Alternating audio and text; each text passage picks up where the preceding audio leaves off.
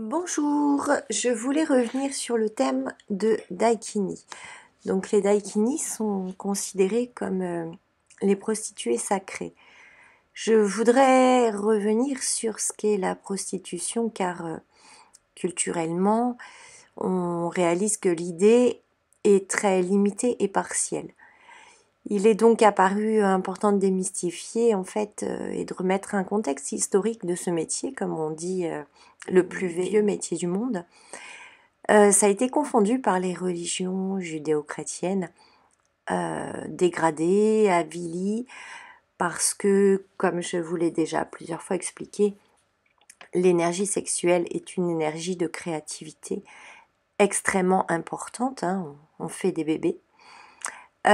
Et de ce fait, ça a été pris d'assaut par la politique, l'économie, les religions bien évidemment, pour gérer, réglementer et englober cette énergie pour que ça ne puisse pas partir dans tous les sens et qu'on ne puisse pas avoir des humains créateurs de leur vie.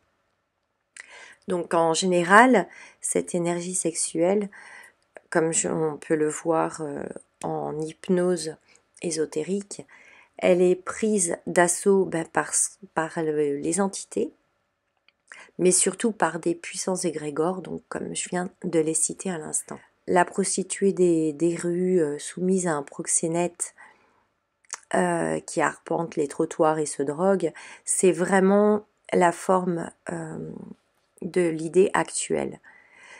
Et pourtant, c'est pas ce qui a été la forme la plus courante de l'histoire humaine. Nous avons entre guillemets la gamme, j'abuse en disant ça, mais c'est pour vous donner une vision de la chose.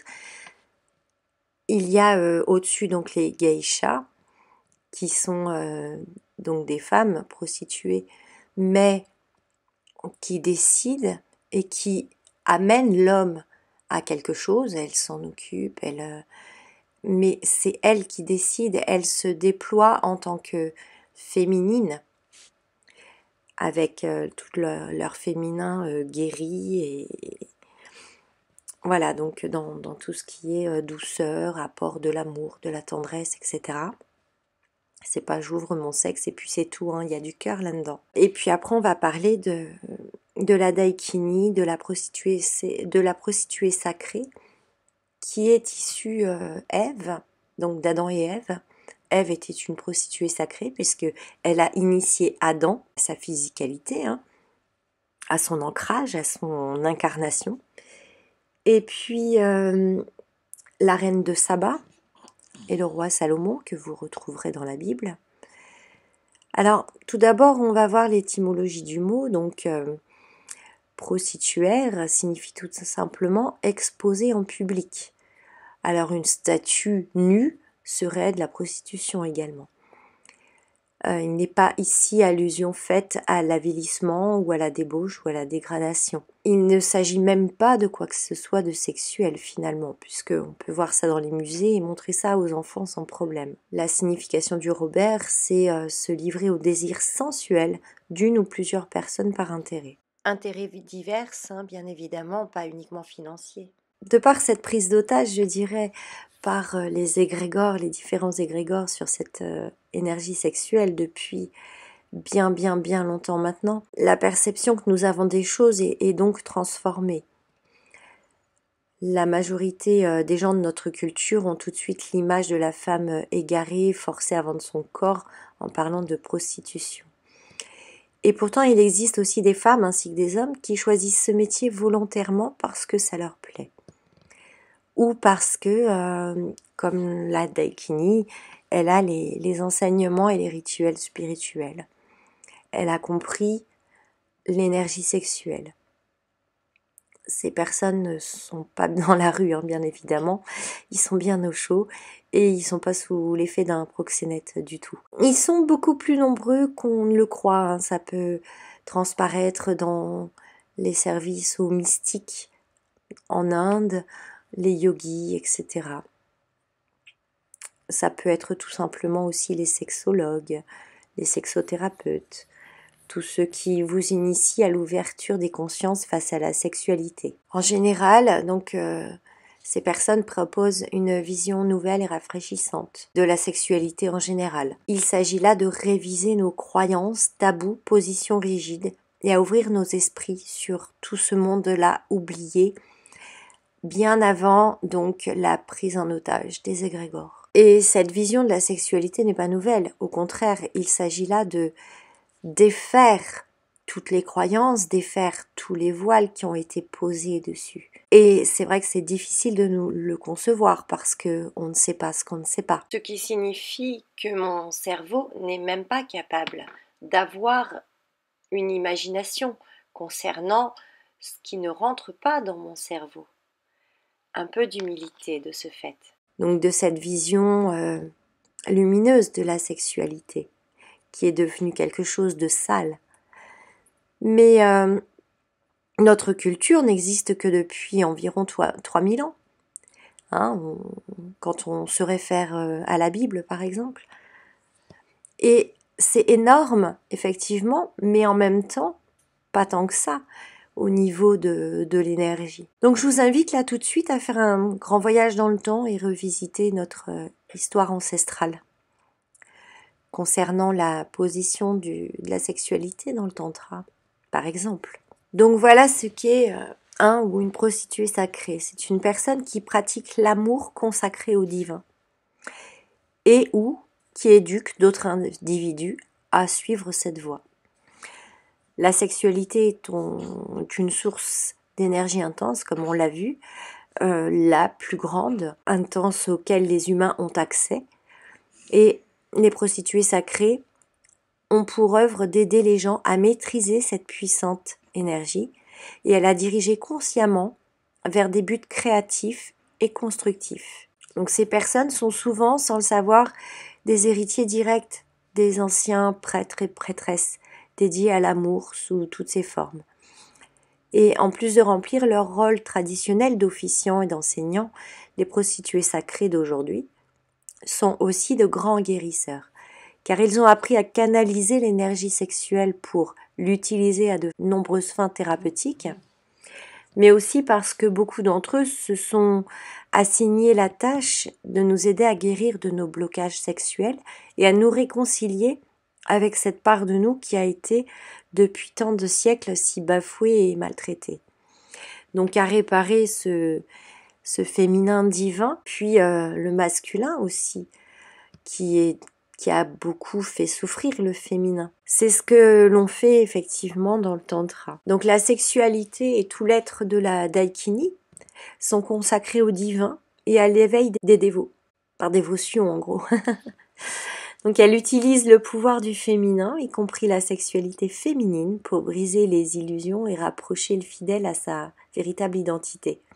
En faisant son propre travail intérieur, la daikini devient capable de lire avec précision et de répondre efficacement aux besoins du dévot afin de l'aider au mieux sur le chemin de l'éveil. Le tantra utilise donc le corps, l'incarnation, parce que on veut ressentir, on veut utiliser nos émotions, quelles qu'elles soient d'ailleurs,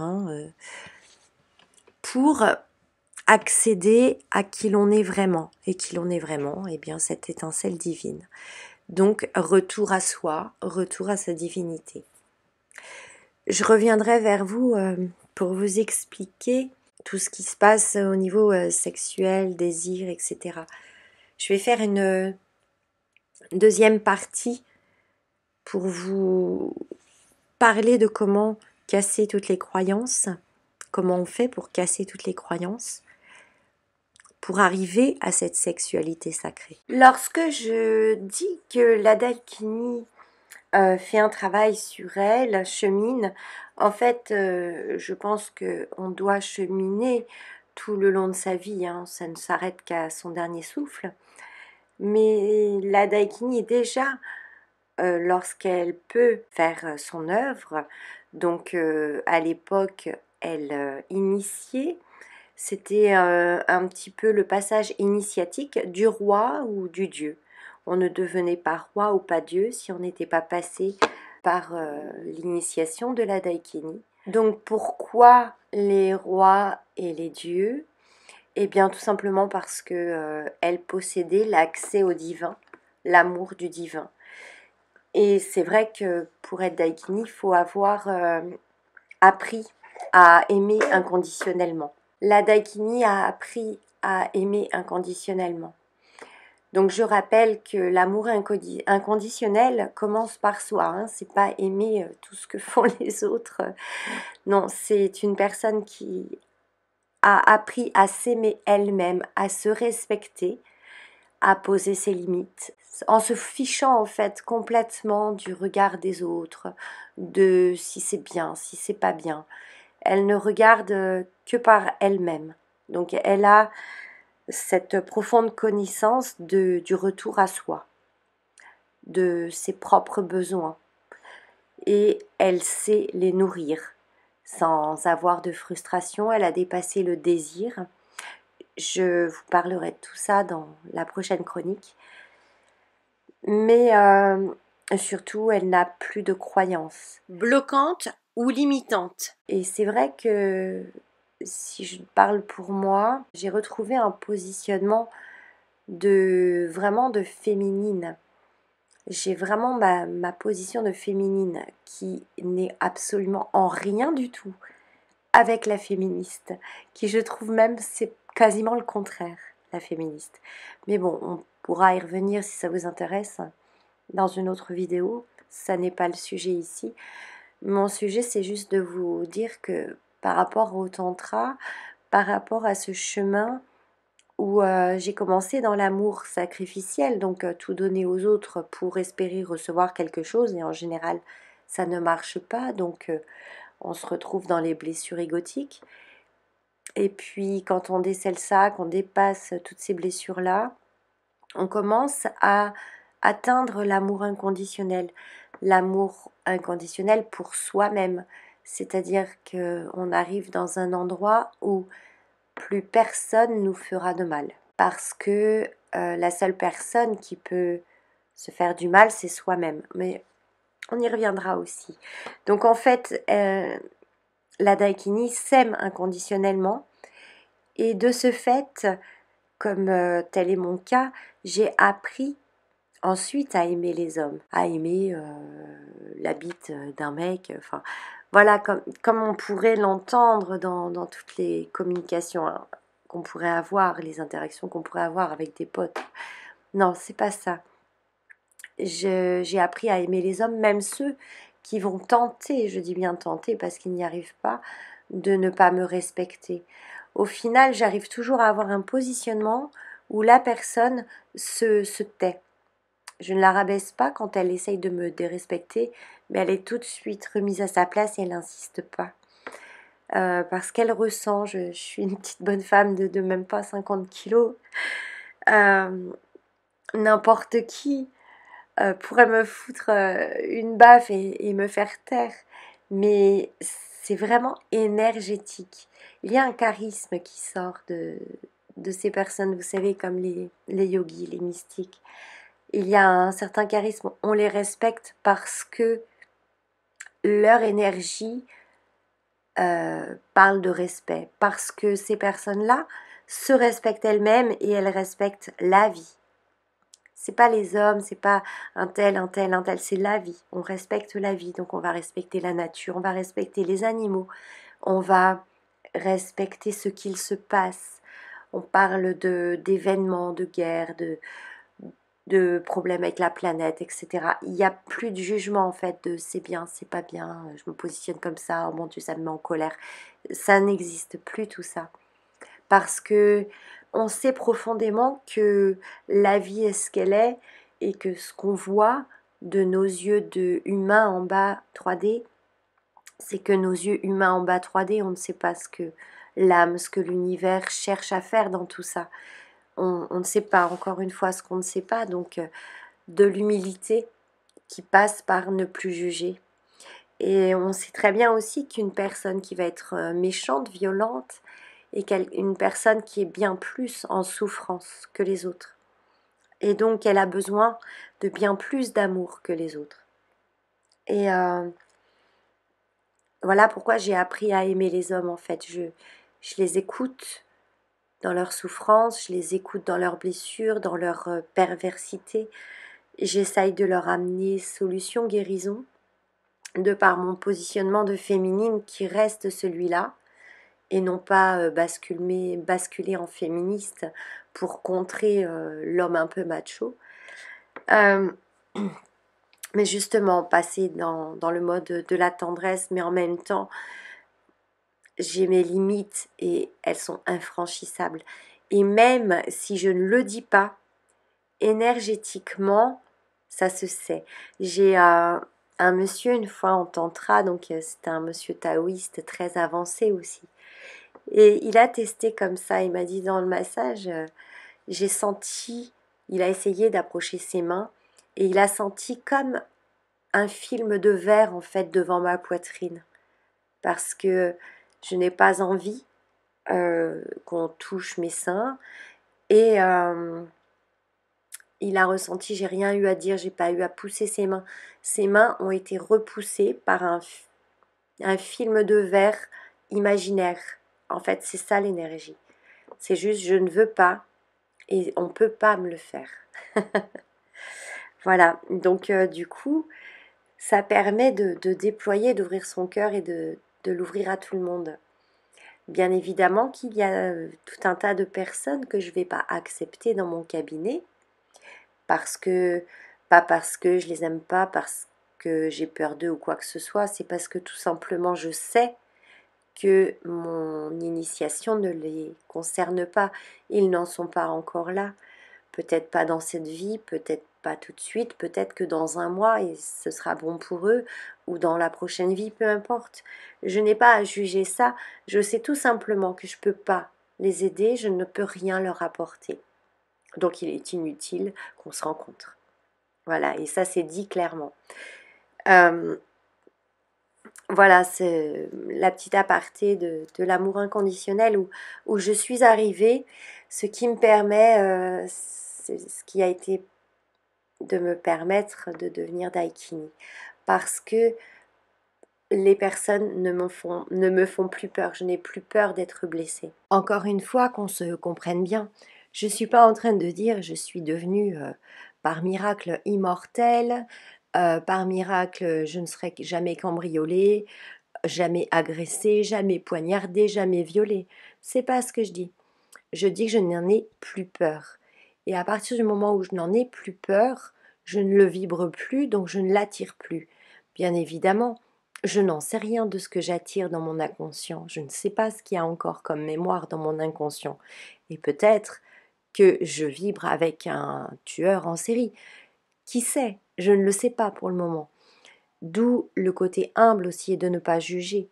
Mais je sais que je suis arrivée à un endroit où effectivement je n'ai plus peur. Maintenant, arrivera ce qui arrivera, si les choses doivent arriver, je ne sais pas. Et je suis dans un amour inconditionnel pour moi et pour les autres.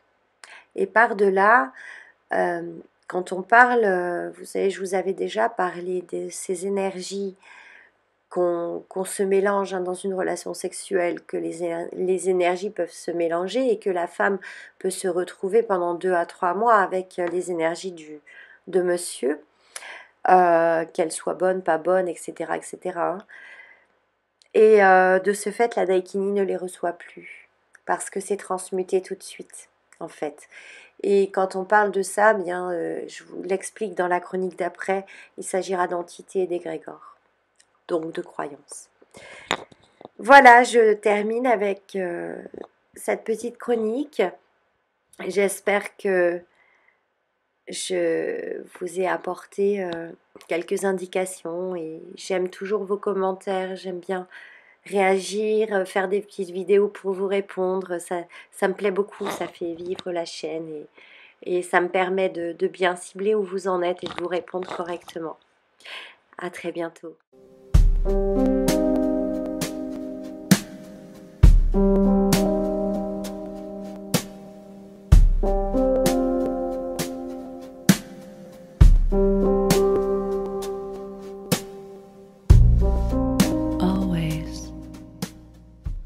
Bienvenue chez Jess Harmony.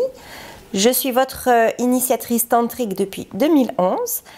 Je vous aide à vous reconnecter à vous-même par la voie tantrique et la sexualité sacrée.